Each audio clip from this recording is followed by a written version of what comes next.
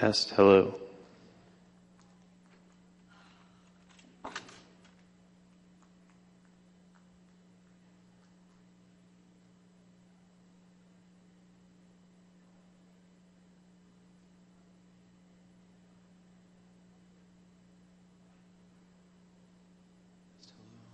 Test, hello, test, hello.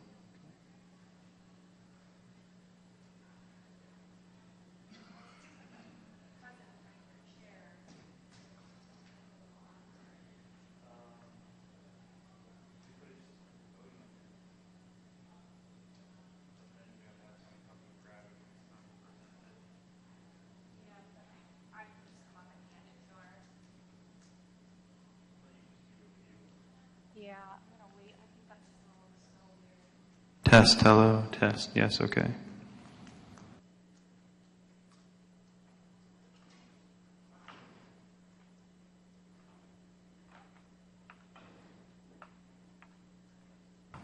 Test, hello.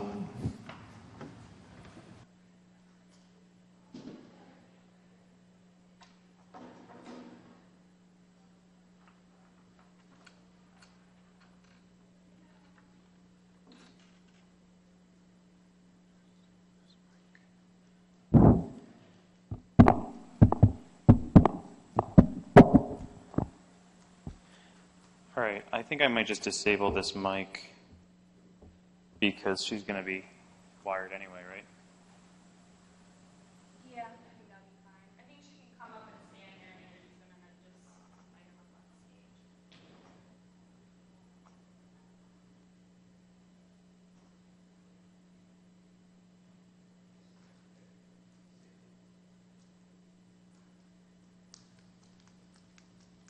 Okay.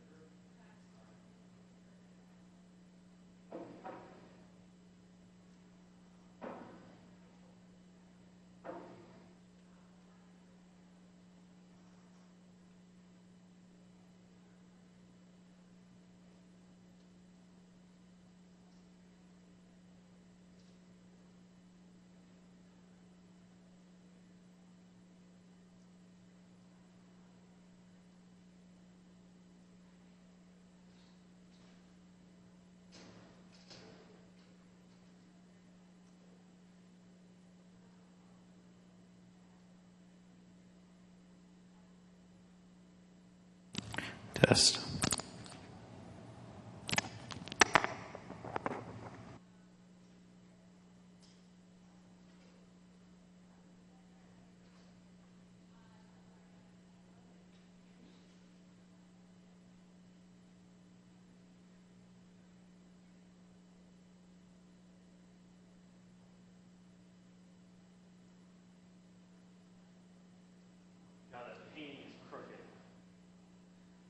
I think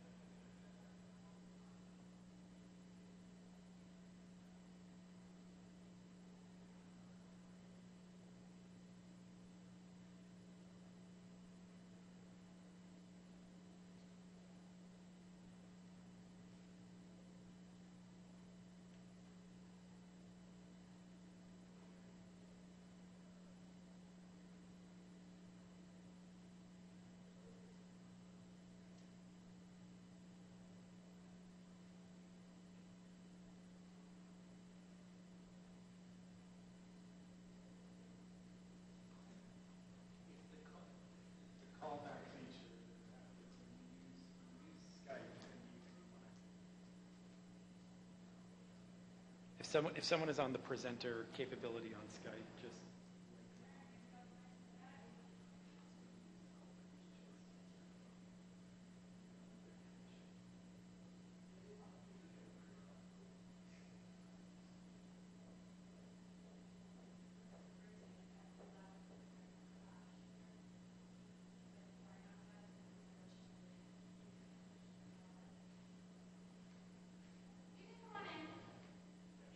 Oh, sorry.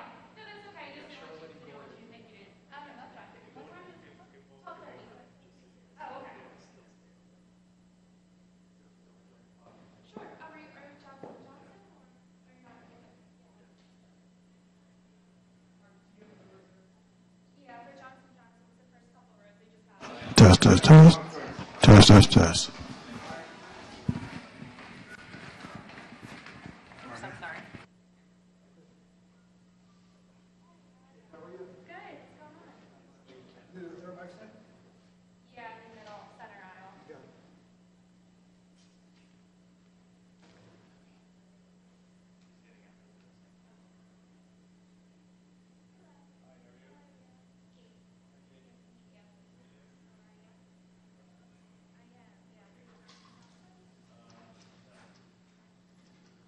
No, no. CSB. Okay, great. We have the first one reserved. No, just reserved. Yeah, we didn't know we were reserved.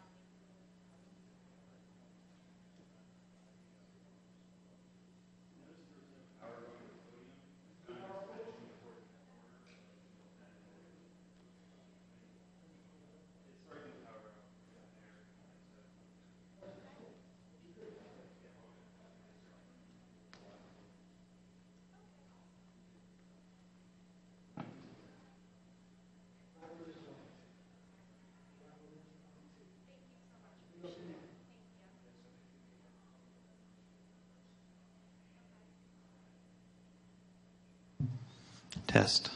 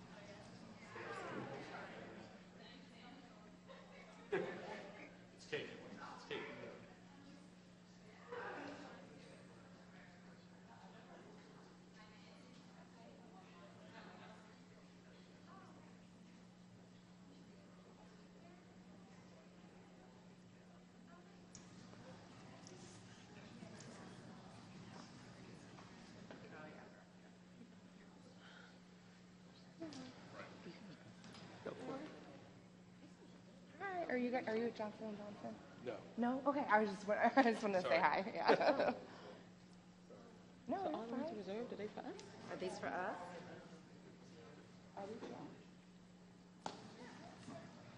So the reserved is for us people?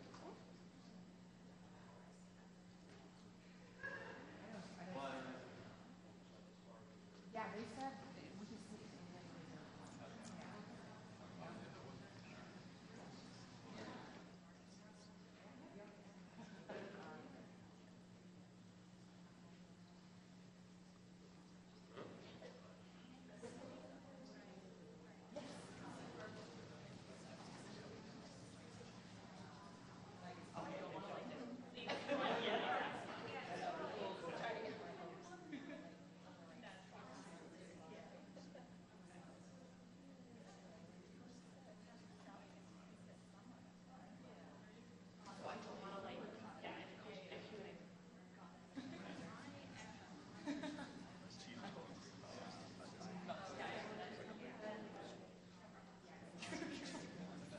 Why do you say that? I wouldn't be surprised if the advisory board has the services.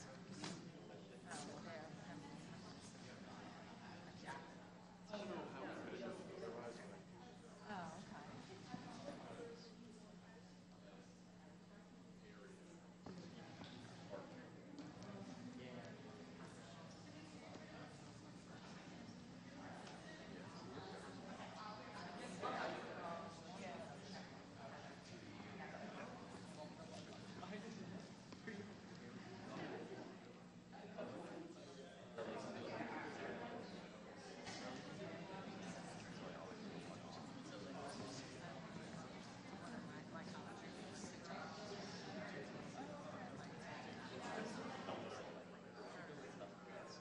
Well, I actually said that. That's you're good.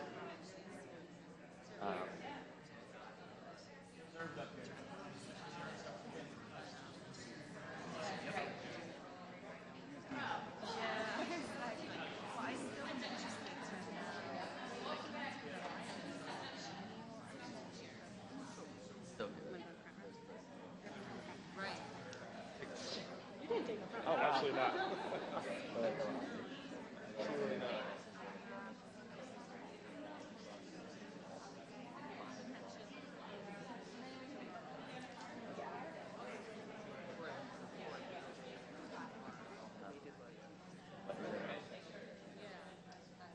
I was in Jersey. Oh, in Jersey. Yeah, that's right. Yeah. Going for the front side? That helps. Yeah. So like, Yeah. you look outside. Oh my god. No problem. They banned.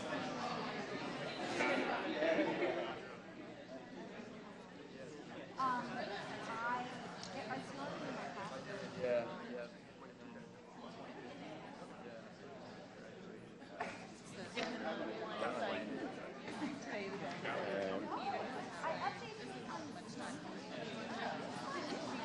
What? Coming in. I have a flight right after this. Yeah. Close to the mic for a couple questions. What's going on, guys?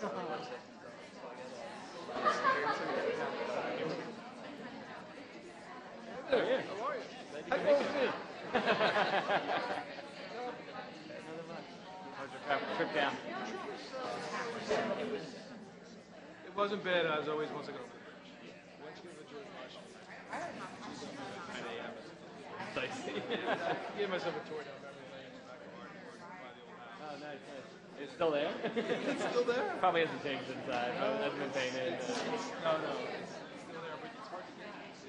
There's just so much construction going on. Yeah, Right on three sides of it. Yeah. I literally had to go all over the place to get to it. Yeah, it's still there. Does it look like it's student housing? So yeah, probably. Absolutely not yuppie houses. No.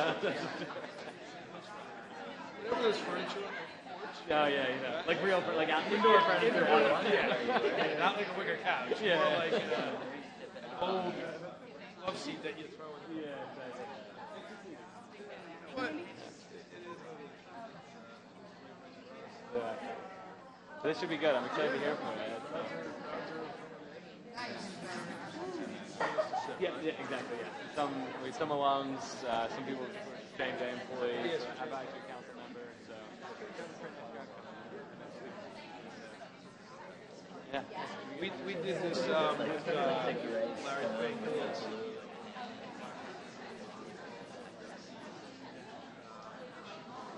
Oh yeah, this should be real. She's really good. But talk about like casual and like entertaining. Yeah. And she was just like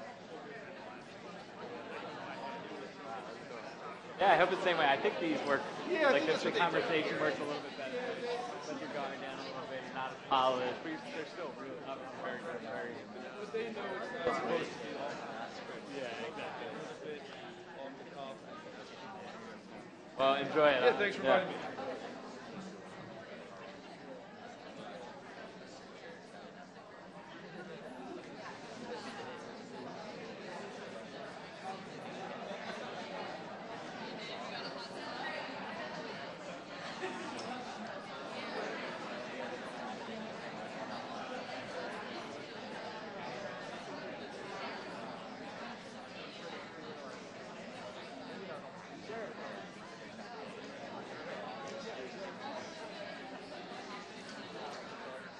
Manny, is that reserved for anybody? Danny, Davey? Sure.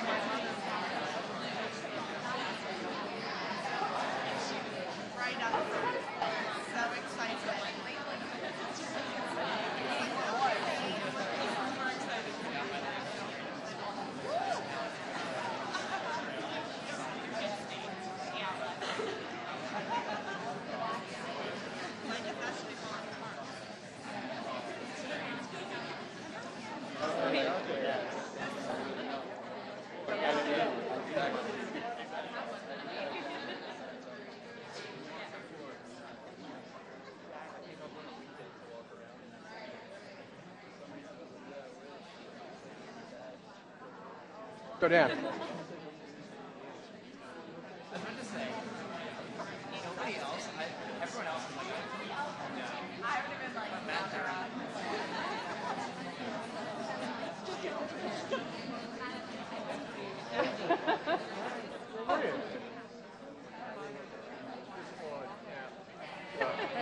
You're back.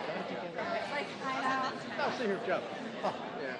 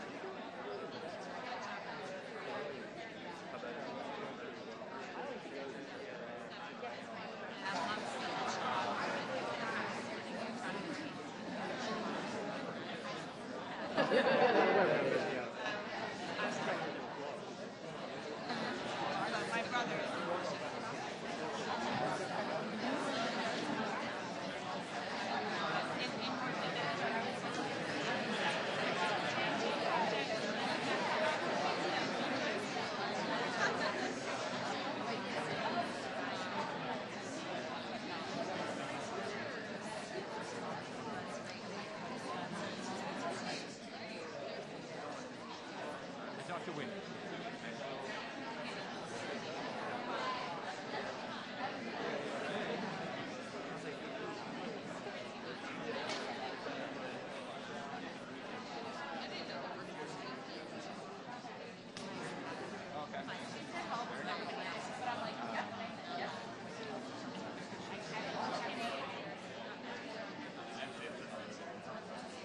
There's so many people that want to say hello to you.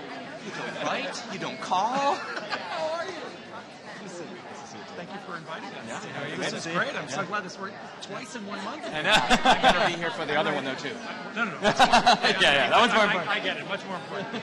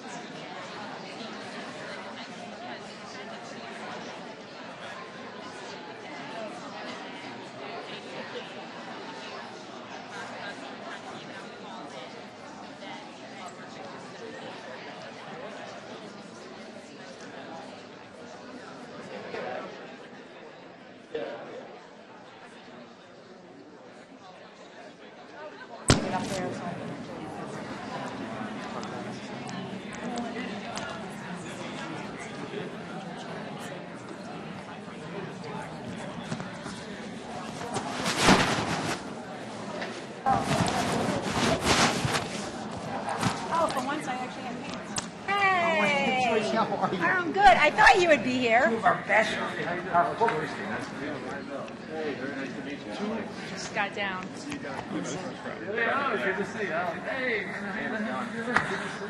what's going on? Thank you. Joyce, how are you? Hey, it's great to set this up. It took us a You are while, awesome. right? This guy's No, you did it fast, I thought. I want to just make an introduction of these two guys. Two of our captains, two of our best football players, 3/8 in the business school. Probably both would want to work. This is a good picture. Minds and data analytics. They love J&J and they wanted to meet you, so they brought you a ton of going over football stuff. Very cool. We took care of you. Hey, that's nice. You got all your workout stuff. The guy loved the way you Hey, that's a good works picture. out every day. You want to get him with the team? With the guys? You want to get him with the guys? Sure. Okay. All right, you want to get a picture? Well, why don't you get a picture with the guys? Yeah. Let me... Give me 1 second. Thanks so much for being here. Kidding me. I had to rearrange this. I have a board meeting in New York tomorrow, so I'm like, I got I was at, watch me, I'm like, was IBM yesterday? Yeah. That's great, Joe. Hey, do you have a stool I can stand on? Guys, come on, Andrew, come in. These are our biggest fans. Man. Okay, thank you. Absolutely. Thanks so much for doing this. Really, you know what I think about Villanova. Thank you. Whatever you Ready? Sure.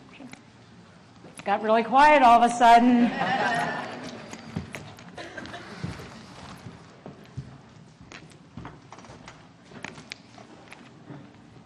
So I'm going to stand for a minute. So welcome to Villanova University. I'm Joyce Russell, the Helen and William O'Toole Dean of the Villanova School of Business, the #1 school in the nation, of course. We're very excited about that.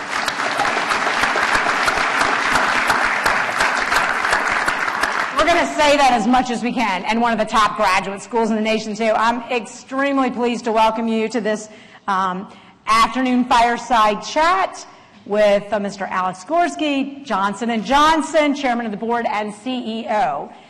So today I just want to make a couple quick announcements. It's part of a lecture series generously endowed by our alumnus Joseph Azraq, who had a vision to provide these types of forums on leadership, on entrepreneurship, social responsibility. So we really appreciate his endowment and his vision for doing this. And we're very grateful. We know that Mr. Gorski is incredibly busy, so we're grateful for his time. We're also grateful for all the Johnson & Johnson people here. So any of the Johnson & Johnson people, can we have you stand so we can, oh, that's great. All right. Wow. Great to see you.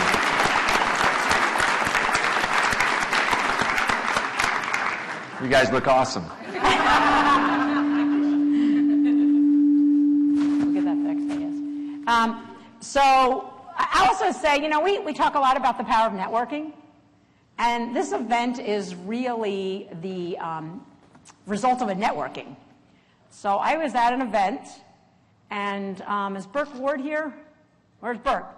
Burke and Janice Sipier, they were with me at this event. We were talking, and they're both our esteemed professors in School of Business, and they said, you got to meet this guy, Joe Macoid, who is like really a cool guy. So I go over and I'm talking to him, and the next thing you know, he says, hey, you got to have Alex Gorski come to do this talk. So I want to thank all of you. You guys all have to stand. Come on, thank you all. Joe, Burke, Janice.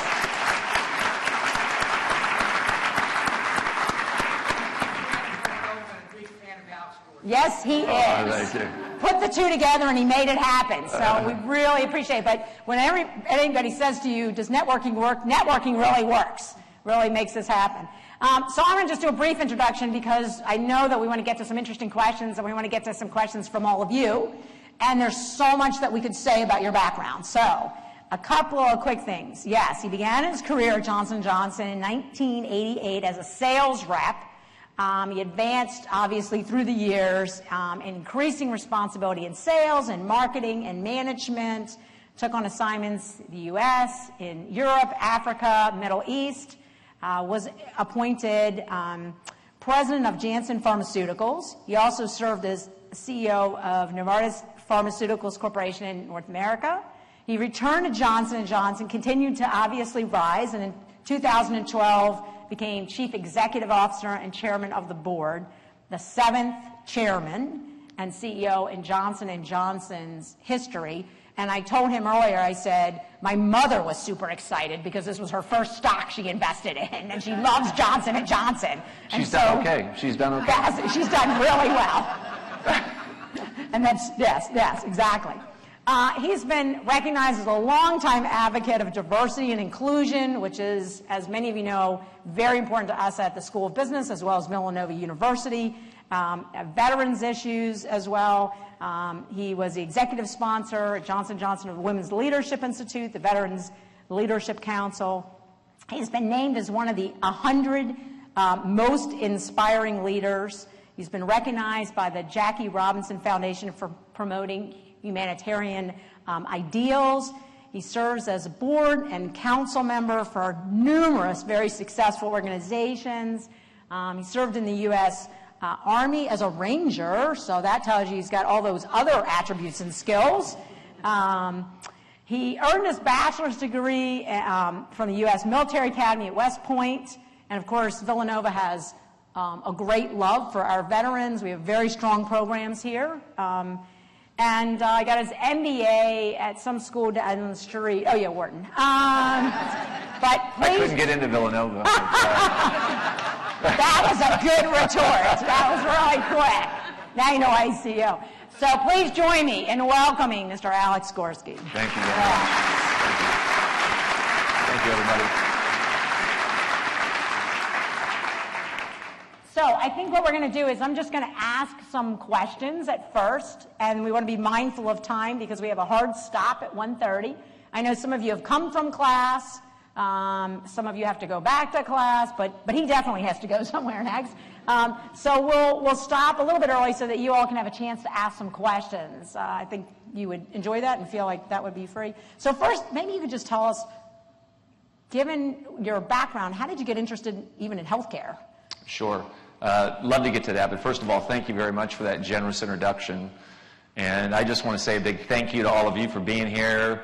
I'm sure you're really busy being back with classes right now, and for you to take the time to come and listen to me is pretty darn cool. And I couldn't think of someplace I'd rather be than on a college campus. Trust me, when you get in corporate America and you're sitting up high in a tower, sometimes hearing a lot of good things and all your jokes are funny, being able to come here and engage with a bunch of college students and be real, and especially at such a great institution like this. Like, you're probably not going to remember 95% of what I say today.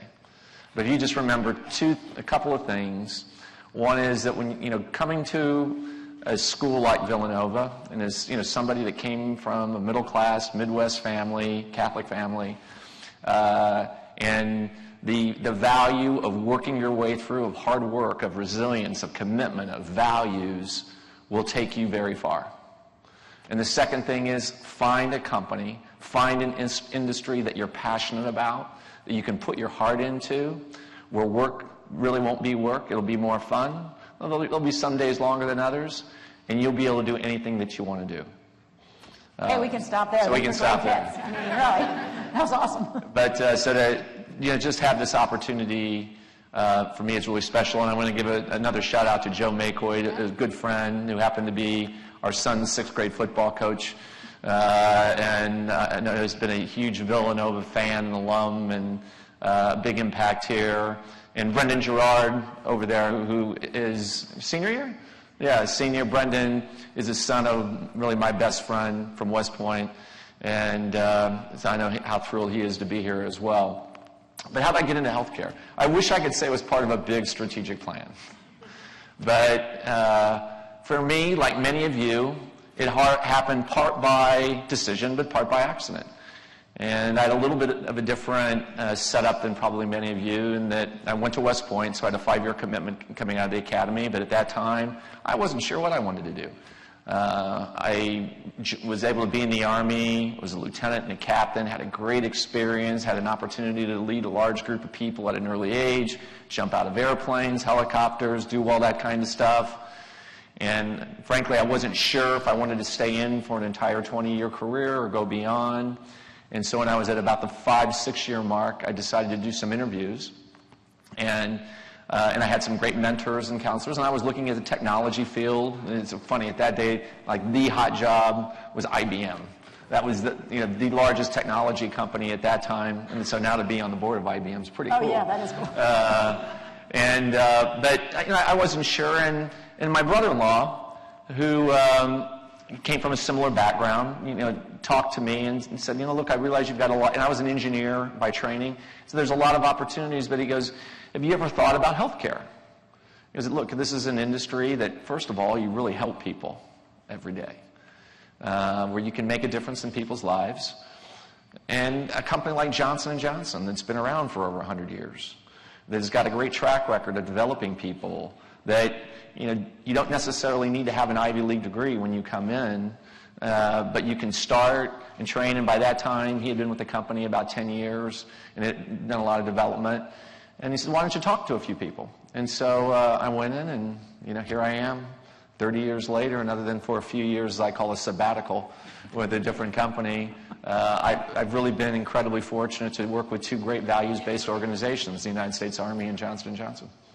So that's interesting, because one of the things you just talked about there was the importance of really getting mentoring. And so any thoughts to people about, the role of mentors or advocates or in Absolutely. Their lives? I would not be where I am without great mentors along the way. There's nothing, just like a great faculty member, mentors throughout your business career are essential. Now, there's a couple things about mentors, and you can read a million books these days. All you got to do is walk through an airport, and everybody wants to give you advice and counseling on mentorship. There's a couple things, though, that I'd encourage you to remember. One is you need to get somebody close enough to you so that they have an informed opinion and they have a vested interest, but not so close as that they just have an agenda. And that's not an easy thing to find sometime in the business world, because a lot of times people give you advice from a long way out, and frankly, they really don't know what they're talking about.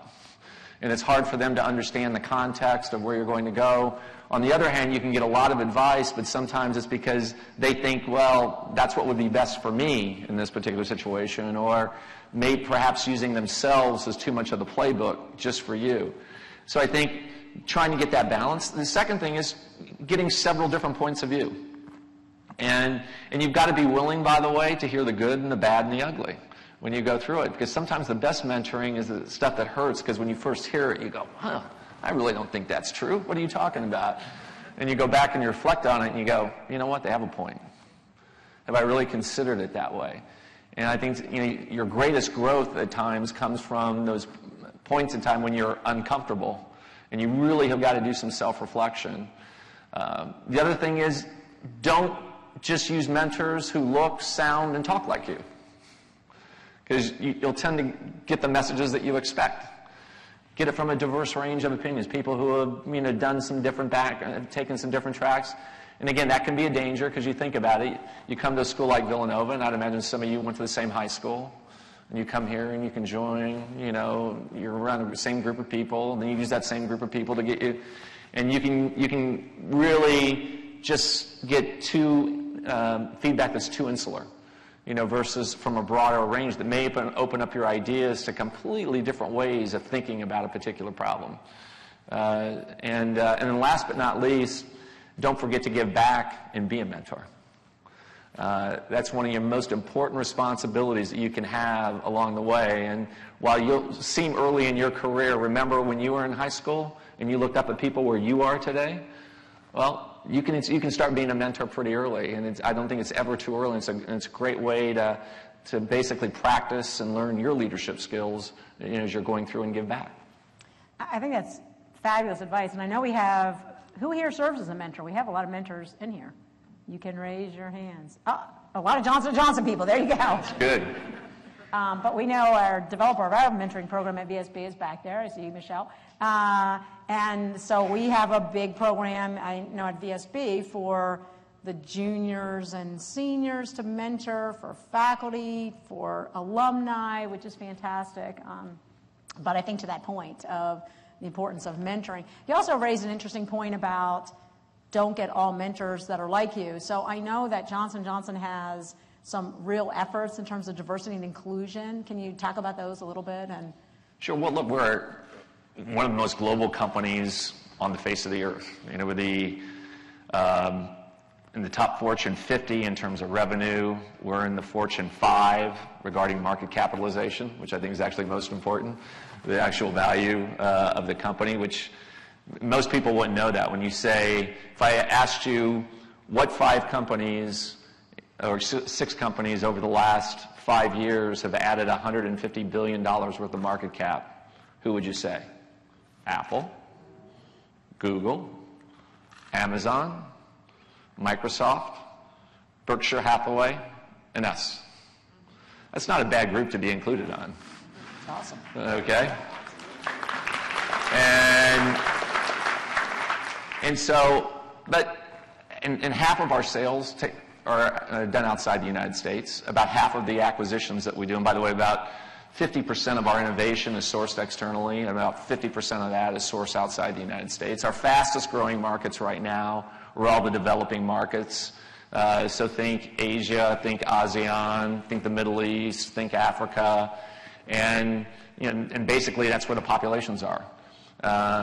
There's about 1.2 billion people in China. There's about 1.2 billion people in India. The growth rates there are just vast. And so if we are not global in every aspect of our business, we just can't be competitive. And being global, look, it starts with the people that you bring into the organization. Do they reflect your customer base? And for us, guess what? The customer base, particularly in our consumer, mothers, And who are the young mothers at this point in time? Where are the babies? So we've got to be able to think. We've got to be able to understand. We've got to be able to connect. We've got to be able to engage, constantly. And so we talk about and engage a lot about this topic of diversity, first starting from a business premise of understanding your customer needs. The next thing is just making sure that you're bringing the best ideas to the table. Look, if we all sit, look, talk, sound alike, why the hell do I need the rest of the people in the room? The meeting can be a lot more efficient. And I think one of the signs of a really good leader is a leader who can bring a lot of diverse viewpoints around the table and make 1 + 1 + 1 = 7. Now, I'll be the first one to tell you that's not always easy. And you probably know that sometimes when you're in your project teams and your breakouts, there's always that person, before the words even come out of their mouth, you go, I know what they're going to say, and here they're going to go again. And you have to grind your back teeth a little bit. But through that process, you're ultimately going to get to a better decision. And when you do get to a decision, your ability to sell, to promote, to get ownership of that idea because you have reached out to a broader base, you'll also be more successful. And so creating that environment, where everybody that walks in that door feels like they can be their best, do their best, is so important. And I always frame it this way. If you create an environment where people really want to work, where they feel included, where they feel like you give a damn, they feel like you care, they will run through walls for you. And that's not being Machiavellian. People want to work at a place like that. Now let's transpose that with creating an environment where people don't feel valued, where people feel like they're another cog in the wheel, where they feel like, well, you're just giving me lip service. They're going to give you about 50%. So if I'm just incredibly Machiavellian, I can get about a 3 times multiple just by creating the right work environment that, frankly, allows people to really make the best contribution that they can. And so not only do I think it's the right thing to do, I think it's the right thing for your business, and I think you'll drive much more as an organization when you create that kind of environment. So from then our perspective as a business school, but then also we have people here, I'm sure, from the other schools as well in terms of, the arts and sciences, engineering, nursing. What is it that we can do to better prepare people so they're great employees for you as it relates to the whole notion of diversity and inclusion? I think there's a lot of things. I think one is it starts with the culture that you build here. And it always starts at the top. What gets valued at the top sends a strong explicit and implicit message throughout the organization. And by the way, people want to look and see diversity at the top. And we find more and more important is that, what do your leadership teams look like, sound like? And are you exemplifying that? 2, you've got to just make sure it permeates within your organization. Are you asking the right questions? Do you have the systems and the processes that facilitate, the people that you're bringing into your organization, the way that you manage and develop, people and teams? So I think, making sure that you're emphasizing that from the day that they get into college, to show them, to make sure that when you're putting teams together, that's a thought process, that's a consideration in the way that you help people find the best solution. I think you just have to make it part of what you are and what you do. Makes sense. Good ideas. So you told me that you started a blog. That you started this when you first became CEO. CEO. So yeah, tell us about that and why you feel like that was so important. It was interesting. There were only 6 CEOs before me at Johnson & Johnson. And that's in like a 130-year history. And when I first stepped into the role, I wanted on day 1 to send out a blog to the organization. And I got a lot of advice and counsel and mentoring. Are you crazy? What the hell are you thinking? You're going to put the organization at risk. You're going to do this. You're going to do that. And my response was, how can you not in today's environment?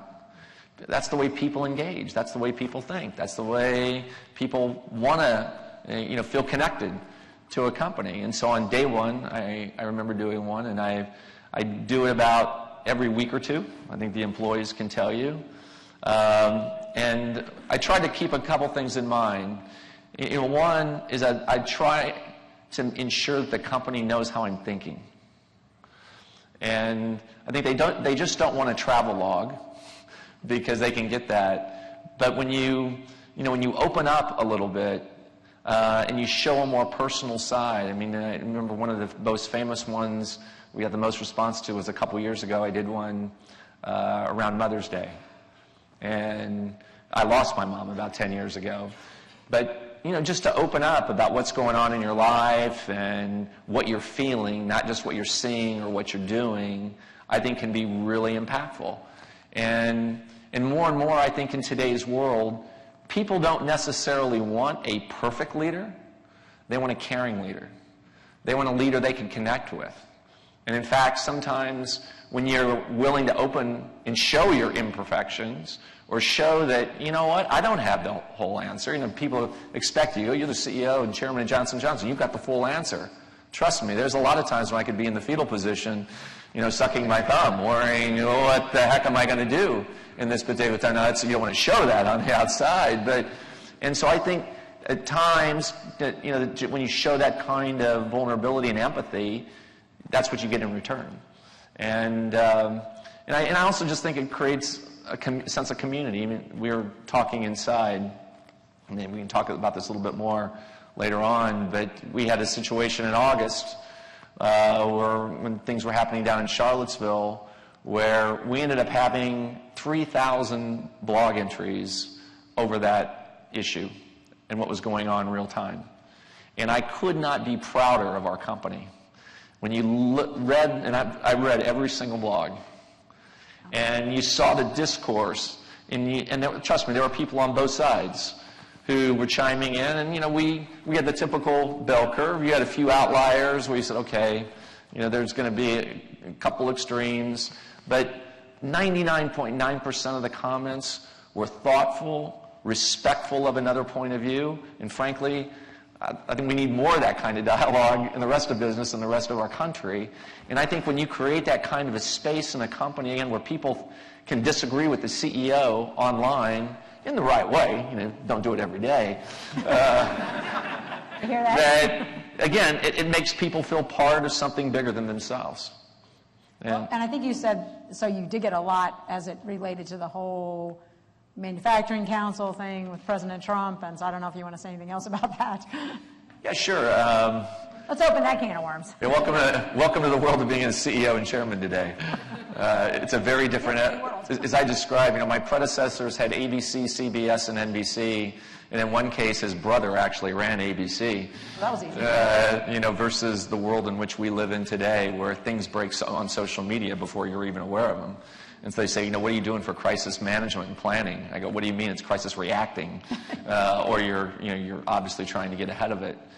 And look, there's an expectation in today's world that the line between personal and professional life gets blurred, and particularly among millennials. And this comment isn't judgmental.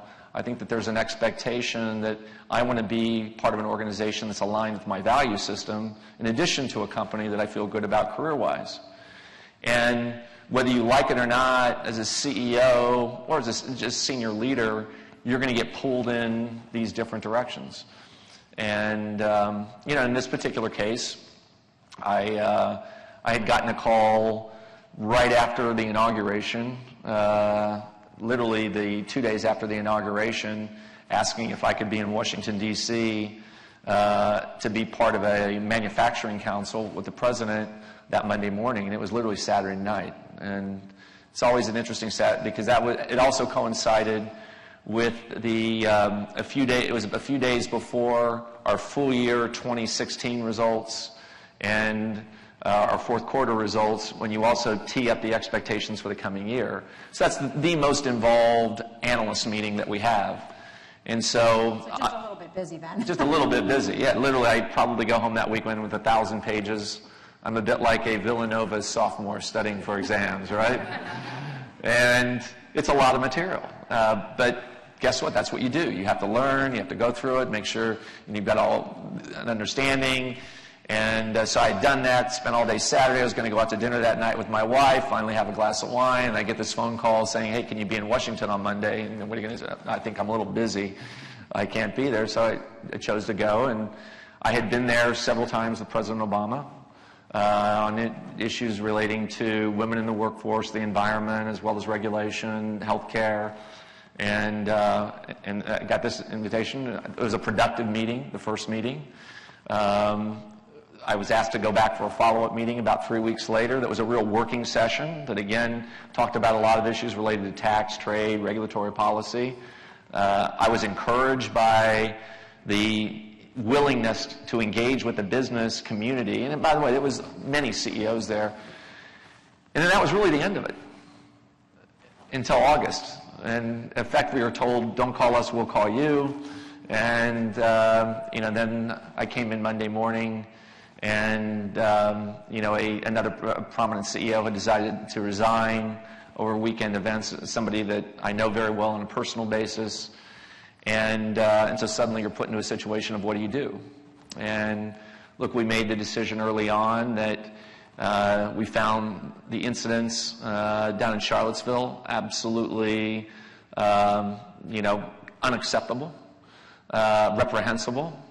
That being said, we thought it was important to stay engaged because as the world's largest healthcare company, how can you not be engaged with the government when they make up over almost half of healthcare in this country? And by the way, I have to deal with Xi Jinping in China. I have to deal with, you name the leader around the world at any given time. We don't sell in North Korea, but I sell in South Korea, I sell in the Middle East. So we are constantly having to deal with governments that may not line up exactly with who we are, but nonetheless, we think it's better to be engaged.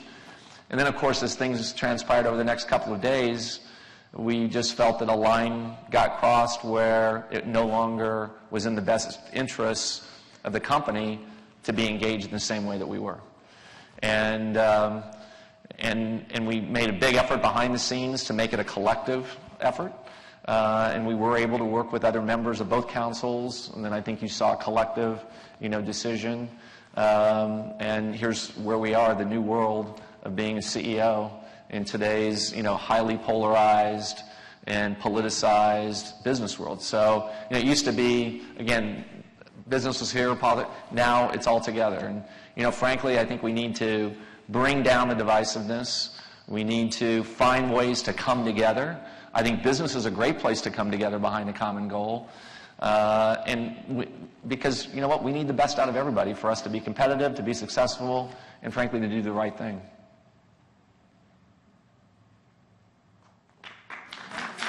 Thank you.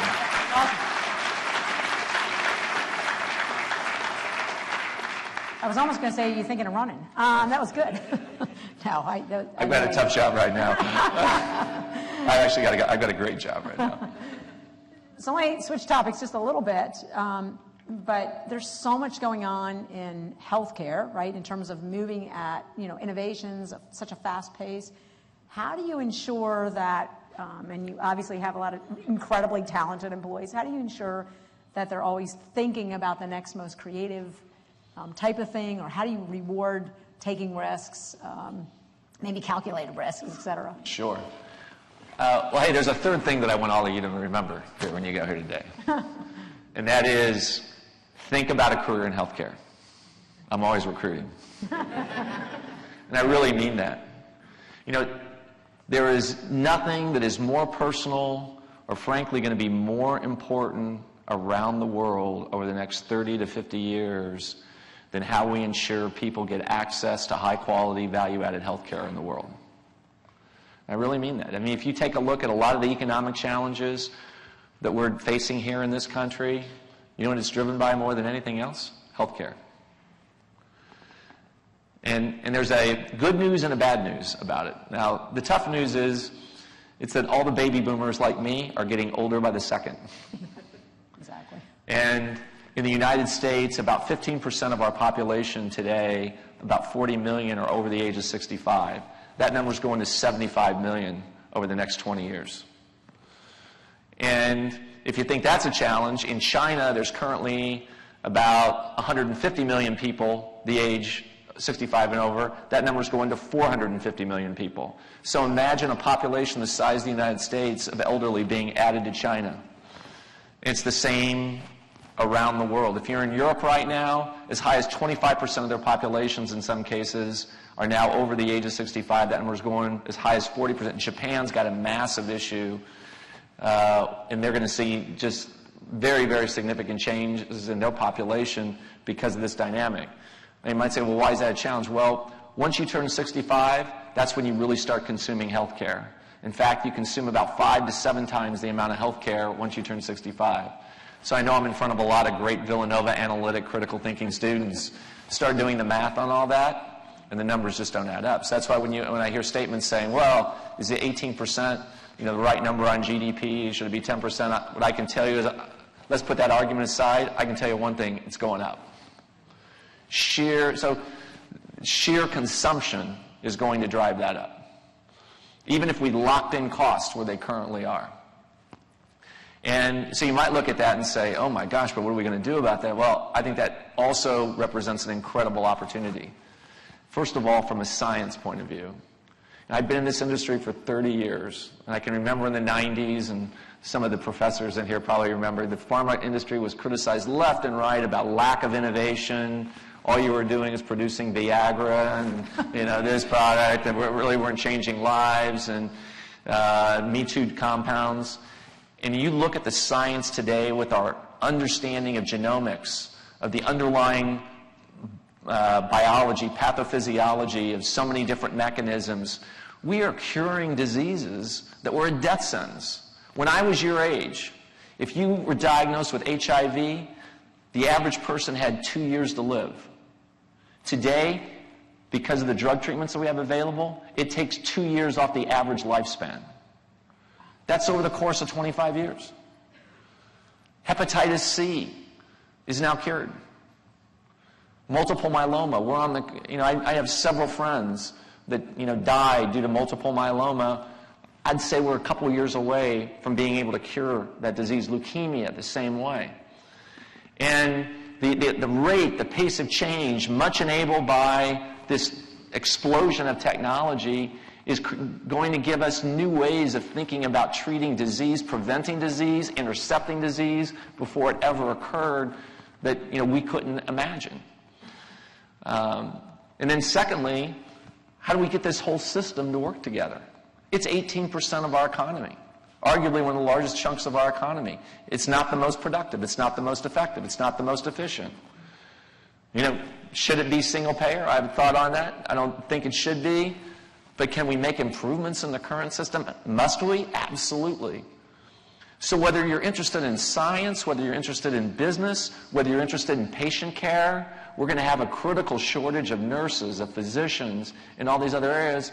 Healthcare is an incredible growth opportunity, and I think also a satisfying one, because you're ultimately helping people live longer, healthier, and happier lives. And now to keep that going, it's all about innovation. We've got to innovate. 25% of our products every year have been launched over the last 5 years. And that's for an $80 billion company. So think about that. That's like $20 billion a year we've got to be, churning on. And today, Me Too doesn't work. You've got to have significant innovation to be rewarded in the work or in the marketplace. And we've got to have the very best scientists in every area, whether it's oncology, whether it's minimally invasive surgery. The coolest part of my job, trust me, I get to walk into all these rooms filled with great scientists, and I probably lower the average IQ by 55 points. And you go in, and I can be in one room, and I'm hearing about, the next CD38 inhibitor for multiple myeloma. I go to the next one about the next BTK inhibitor for lymphoma.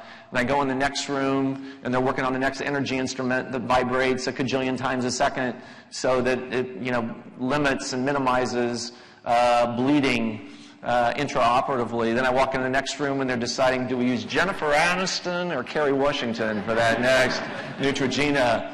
Yeah, I mean, the diversity of technology And so the day is never boring. I mean, intellectually, you're always challenging, and part of my other advice to you on this point is that I wish I could say to you when you're getting ready to graduate, as probably many of you are, and you finally feel really good about yourself, you got that diploma, and what I would say to you is all that is a license to learn.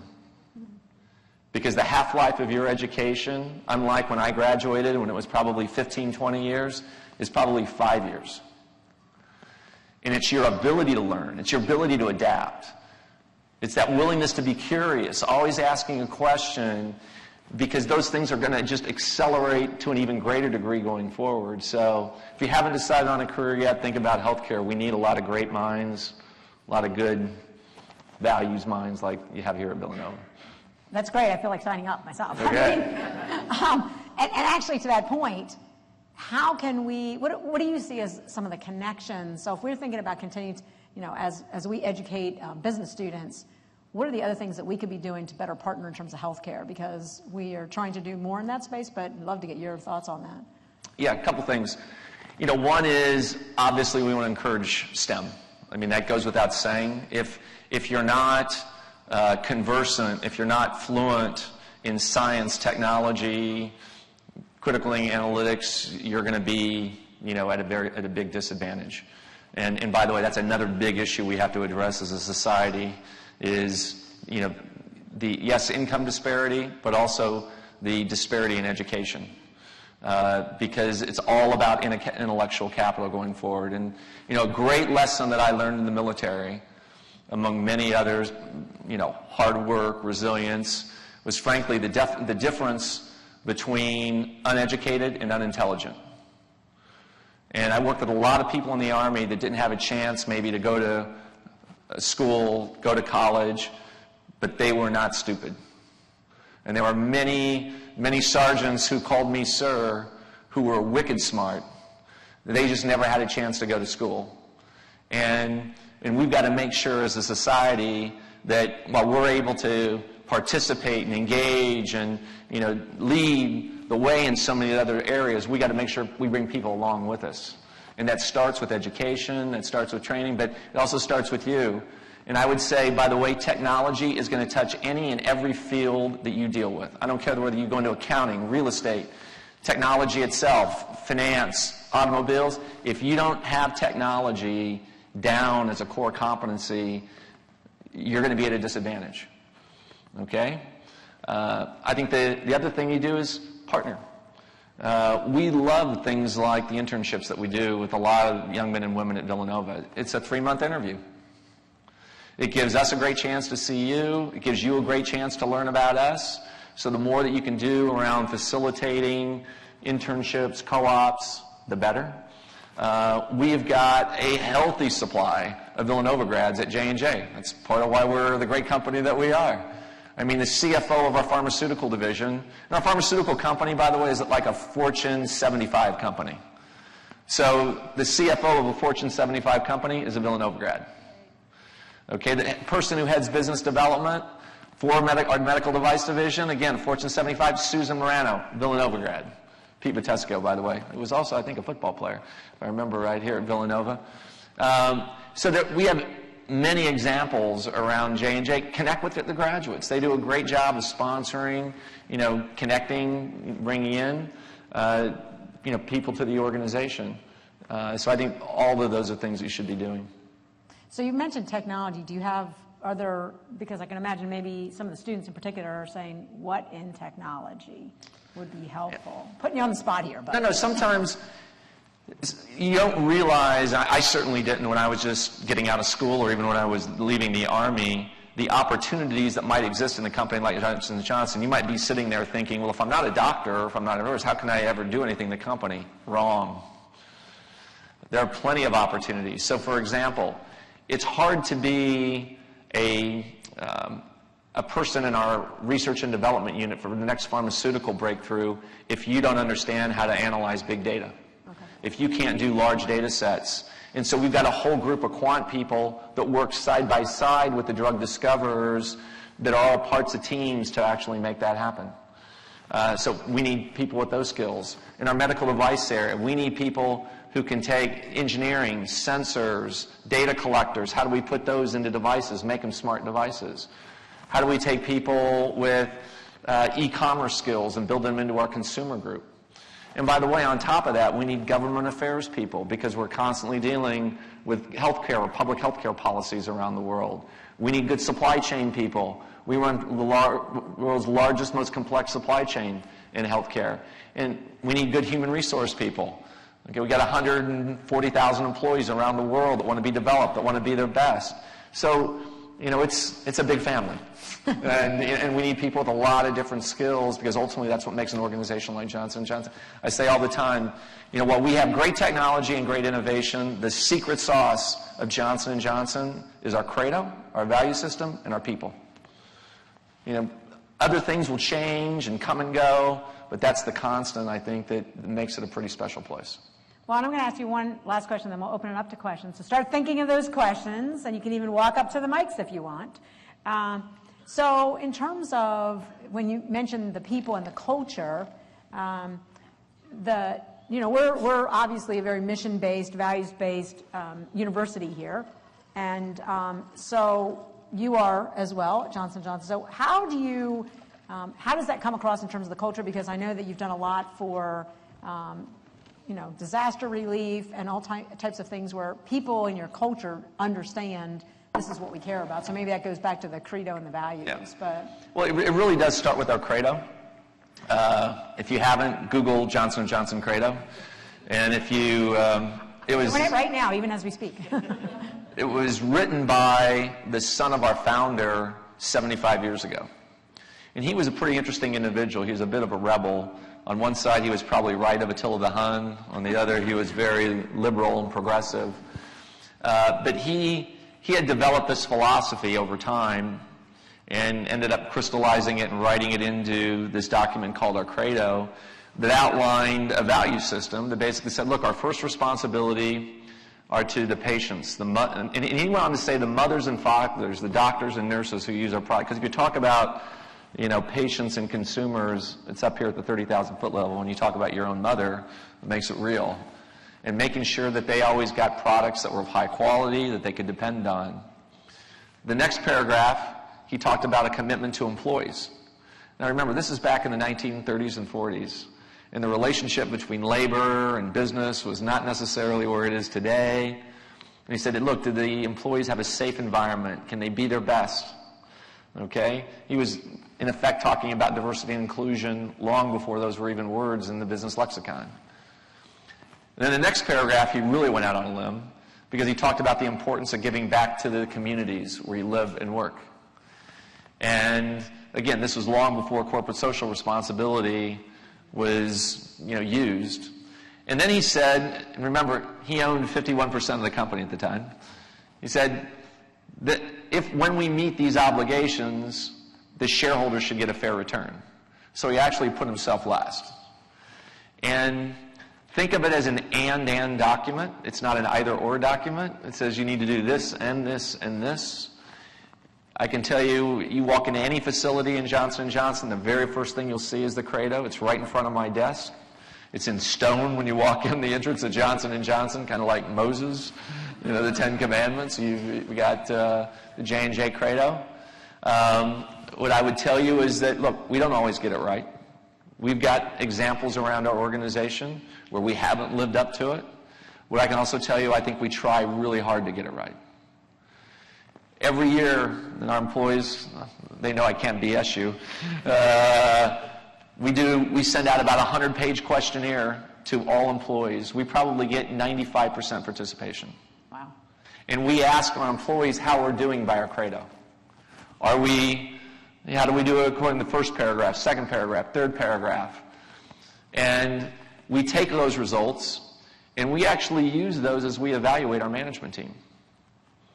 And so if you're a leader that's got great business results, but you don't have Credo scores that reflect the kind of environment and culture that we want, you're probably not going to pass go and get $200 or move on. And now it flips the other way too.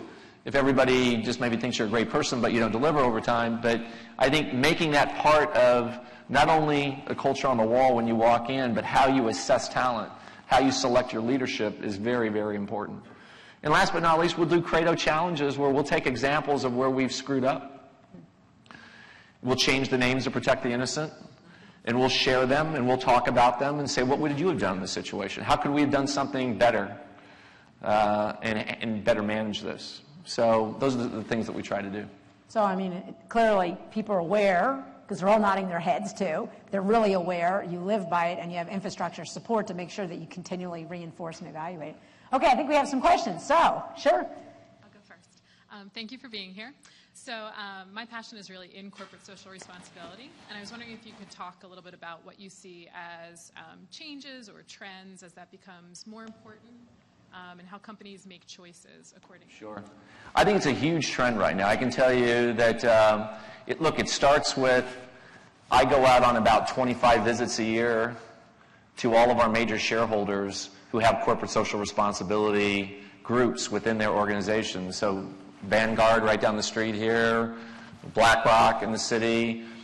That's a major agenda item for them. As long-term investors, they want to know that you're not only delivering on the bottom line and total shareholder return, but they are also more and more engaged, as their shareholders are, about what you're doing from a corporate social responsibility. So I talk about what we do with the environment.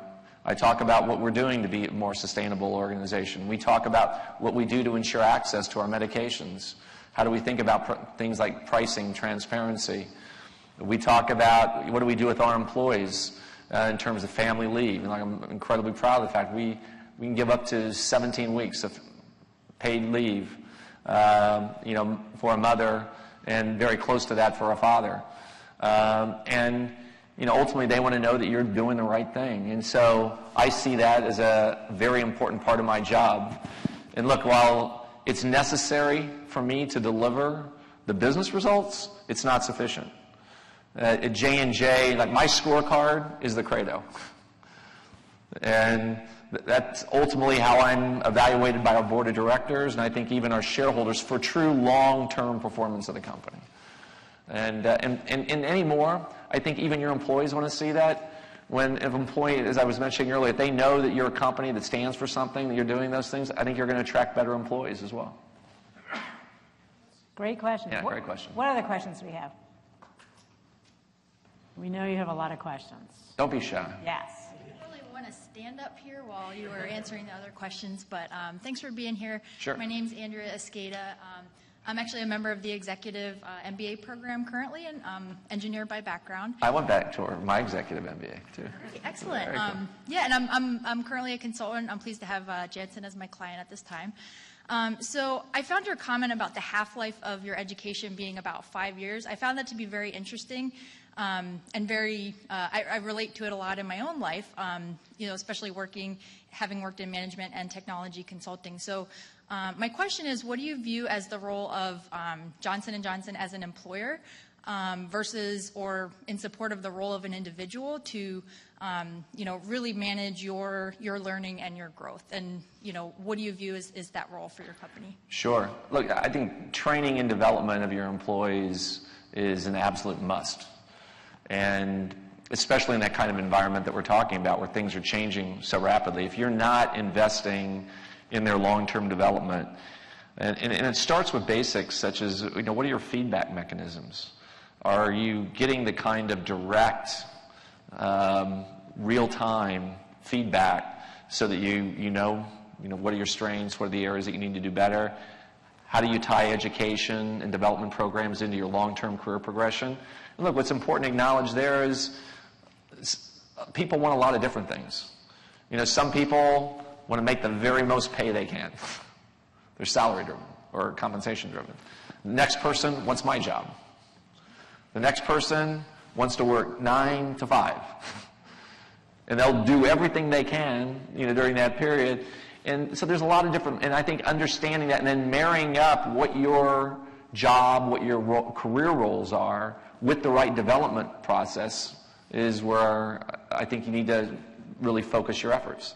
And look, some of those are internal, some of those are external. My advice to all of you is own your own development plan. You are responsible. You need to drive that conversation with your manager and ultimately execute on it.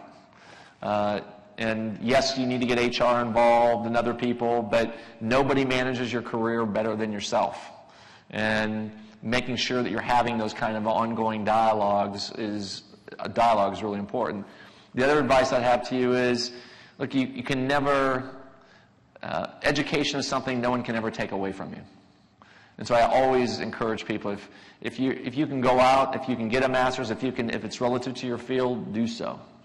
Now, you have to think like you're trying to balance it, and I have tremendous respect for people like you. And when I did it myself, you're trying to balance your job and do it. But that's an example of taking charge of your own development, and it will open up opportunities I'm sure that you probably never even imagined before. I think there's opportunities to do things on the job. It doesn't only involve going to a school, but take a big project, take a joint, work on a task force. Sometimes I think people will be a little bit too reluctant to take on tough jobs. Sometimes just a tough job is a great development assignment. One of the biggest characteristics that I look for in future leaders is resilience. Not only who can be really smart, but who can be really tough. When I mean tough, not excellent at the guys, but who can get knocked down, can pick themselves back up, brush themselves off and say, okay, I can get on with it.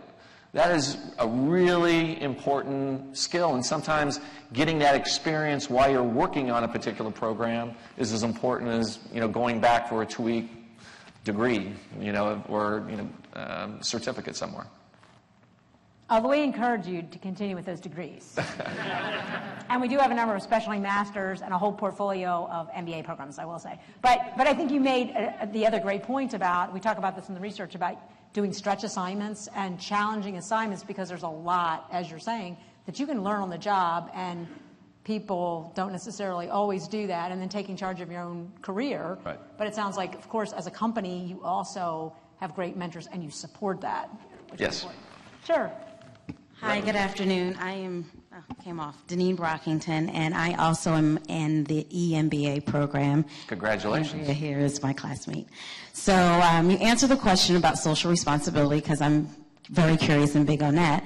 But, we're an executive program, and we're learning a lot about leadership, present, future.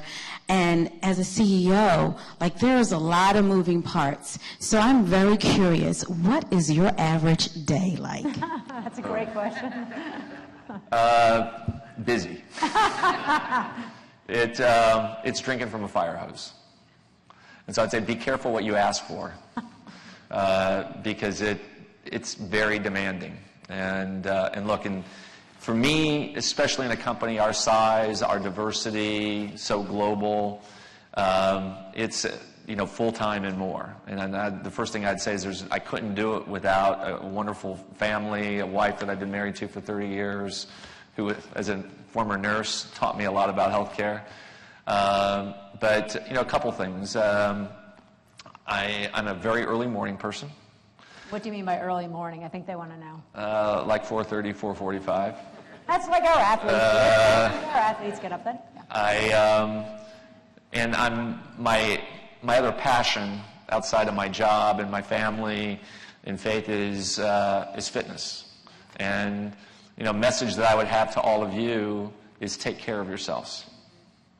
Because what you don't want to do is work so hard for your career, and trust me, I see a lot of this, and you can have a rubber chicken every night. You can have too much to drink every night. And my dad gave me great advice early on in my career. He says, nothing good happens after 10 o'clock at night and 2 drinks. Now, at a college campus, you might be going, come on. As you go through your career, you will see I've seen more people stumble along after 10 o'clock and 2 drinks at night than I ever see them stumble technically or during the day, unfortunately. And the one part of my day that I can control is the morning. And so I always start with, some kind of a workout.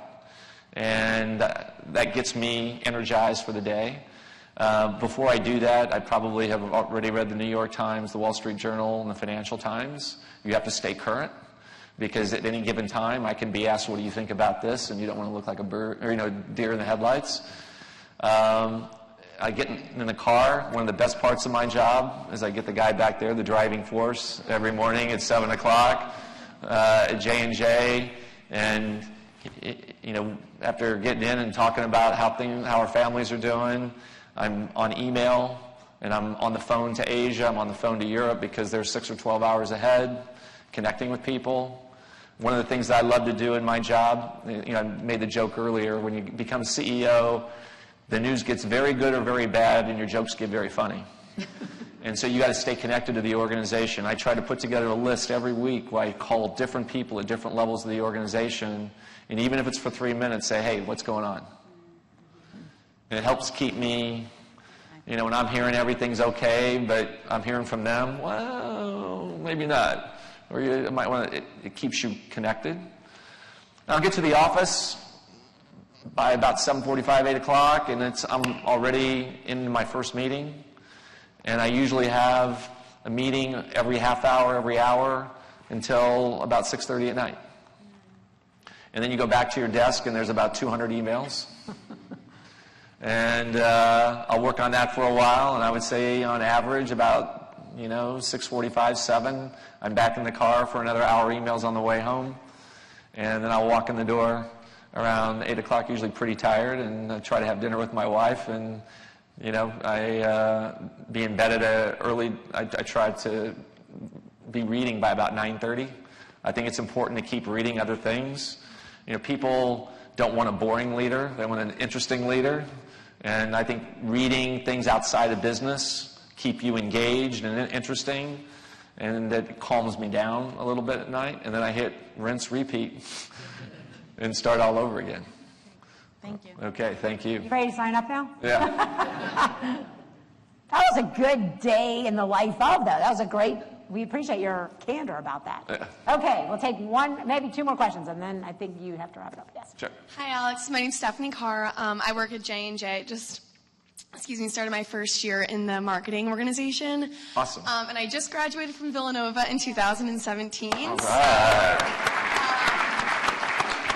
When I found out that you were going to be here today, I was so excited, despite my business plan being due tomorrow for Desitin. I wanted to come here to speak. We want a good business plan for Desitin tomorrow. It's going to be really, really good. So in other words, you're going to be the excuse. How awesome is that there's a graduate from Villanova last year who's already doing a business plan for a great, iconic product. That is cool. I'm presenting to our director tomorrow or Friday, TBD. Calendars are crazy, but I'm really excited that you're here. So this is a question that I've been curious about a lot, and I've actually heard you speak at 2 of our town halls, and I was a little too nervous to ask you then, but as someone who's a consumer, I'm sure a lot of me and my peers, we hear a lot about niche brands, agile entrepreneurial companies that are kind of coming it up from the roots and really driving a lot of the consumer industries.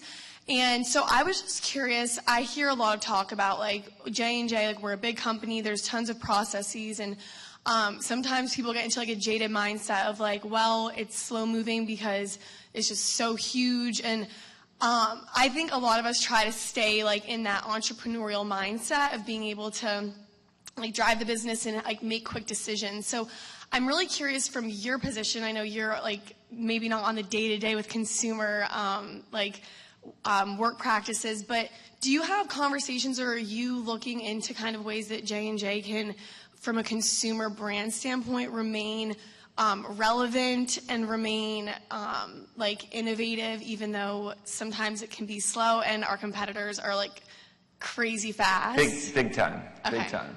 So if you look at our consumer business today, I'm not as concerned about Procter & Gamble, about Reckitt Benckiser, about Colgate, but it's Harry's, it's the beauty brand, it's the e-commerce startup that is just ubiquitous in today's environment. And you think about it, the barriers to entry that propelled the fast-moving consumer goods segment for the last 30 years has eroded. And what do I mean by that? A few of us in here, if we tee up, we go out and raise a few $1 million, We can talk to some scientists down the street who can pull a couple good polymers and surfactants together to come up with a pretty good beauty formulation. I can then source all that API from China within a period of about 2 weeks. I don't need to have a detailed marketing plan because I can do an online e-commerce brand plan and get that launched for literally millions of dollars. But once would have, in the day prior to that at McNeil, you would do 85 market research projects. You would perfect the science over 3 years. You would do an elaborate marketing plan for the next 3 years, and it would be the launch to perfection. Now a company will do that literally in 2 months. And while online commerce, e-commerce only makes up about 3 to 5% of our volume today, that number is going to go to 50% very, very quickly. And so we're thinking a lot about that. In fact, that's one of the reasons we bought Vogue last year. And Vogue, for those of you who don't know, in addition to Neutrogena, Listerine and Baby and all the other great brands, we have Desitin.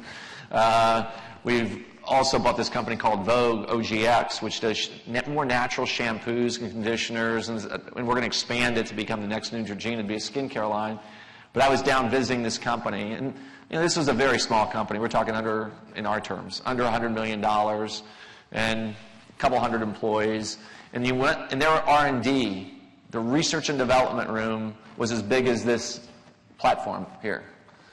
And they had it filled with bottles of vanilla extract, kabuki whatever,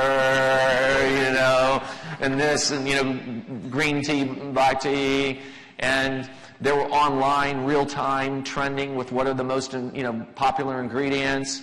And rather than making it perfect the first time, they get it together, they send it out. They've got online bloggers that they talk to in the first 2 weeks. They say, it needs to be a little thicker, it needs to have a little bit more fragrance, needs a little bit less. They put it together and they go out with version 2 3 weeks later. The next thing you know, they've got a $50 million brand. That's a very different way of developing, of ideating, of approving, of marketing, of commercializing the entire process. We need more of that. Now, there'll be some brands, for example, in our over-the-counter group that, because of the regulatory environment and the data, the scientific data and the clinical data you need to produce, where it will take a different look. But in areas like this, yes, we've got to be faster, we've got to be more agile, and adopt that model. Awesome. Okay. Thank you so You ready much. to sign up? Yes. Okay. Yes. He's very excited now. Okay. I know we're out of time. I know we had a person that was going to ask a question, but we want to just thank you so much. We know you have after hearing the schedule too, we already knew it was really busy, but now we know it's really super busy. So thank you so much for taking the time. So a little something from Villanova. Thank you so much. Appreciate it. Oh, you're welcome. Thank you. Oh, we could get a picture. Yeah, sure. Okay. Come around here. Thank you. Okay. Thanks, everybody. And remember, think about Johnson & Johnson. Thank you. All I can say I hope that was my okay. mother, this was her dream come true.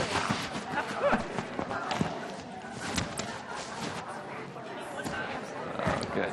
Good. You have to like strip down and everything. I know. Thank you. Thank you.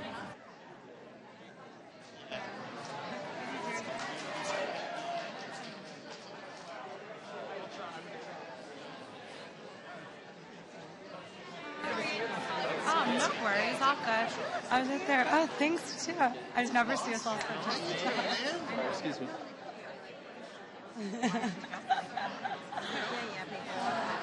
I've just never seen everyone so dressed up. Oh, dress up as yeah. Were you gonna go introduce yourself? Or? I want to, yeah. But you can. Good, I'm on.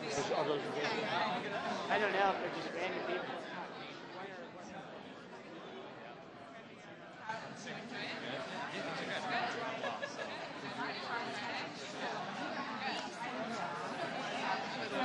That would be my advice to you. Yes, yeah. I think you deep down know that I'm taking your gut. That's good.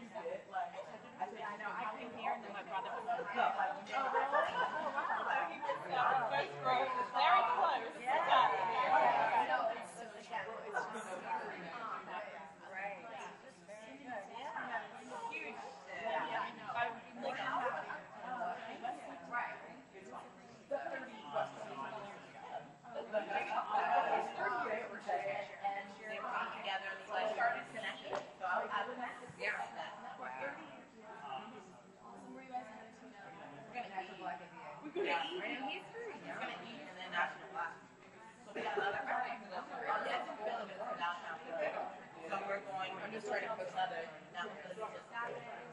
And then the three of us got started next week. So, University of Virginia. Oh, okay. So we have our MBA. And then the following week we have Villanova, which is our MBA. And then we're Jake and back in. I think I'm back in. Yeah, I'm back in. Yeah, so we're basically yeah, so all of us are doing our homework. That's exactly right.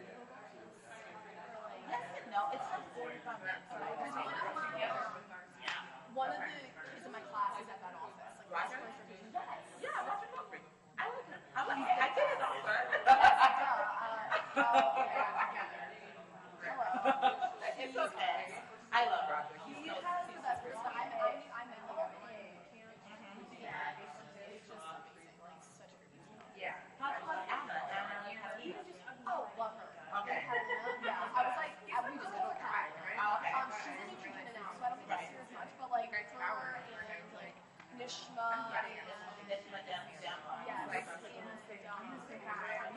all the same, like all the, like our Federica, all the people that came in like not through co-op or like co-op. Like, we're like honestly, we like Snapchat you and like we talk all the time like things. So like I think like it's just like we're all so it's so fun.